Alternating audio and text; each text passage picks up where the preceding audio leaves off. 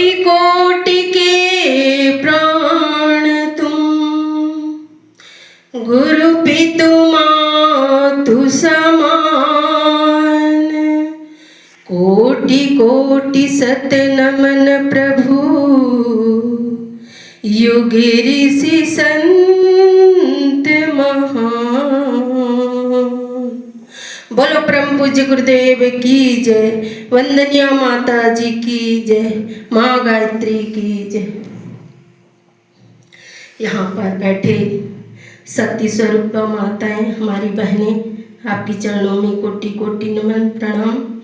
यहाँ पर बैठे हमारे देवतुल्य भाइयों के चरणों में कोटि कोटि नमन मंदिर। यहाँ जम्मू सुंदरवनी साधना में हम आए।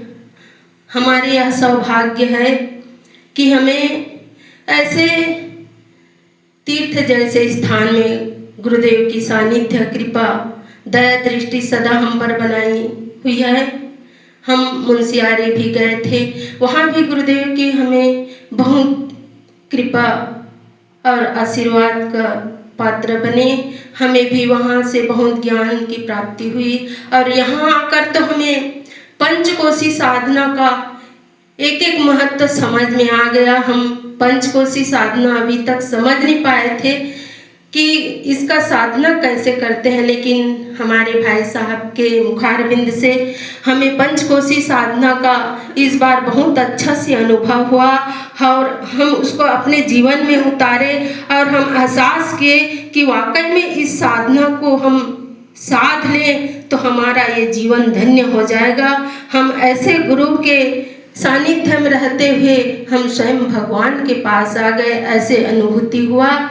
और इसी गुरु के कृपा से आज हम इतने बड़े से बड़े कार्य को हम करने में सफलता मिली है।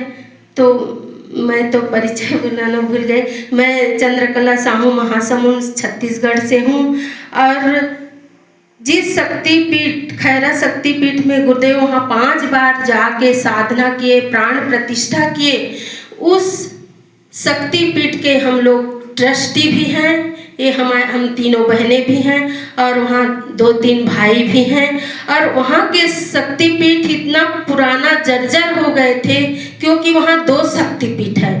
तो नया शक्तिपीठ में ज़्यादा सदस्य जाते हैं और पुराना शक्तिपीठ जो शीतली नाला स्वयं यही जैसे है, वो शीतली नाला के ऊपर में है जहाँ गुरुदेव 5 बार गए थे।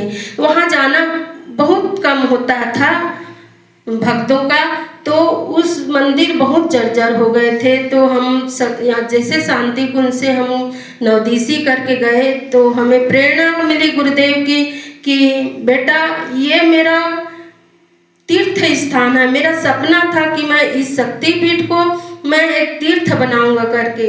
तो गुरुदेव हमें एहसास दिलाए कि हमको इसको करना चाहिए और इसको आगे बढ़ाना चाहिए।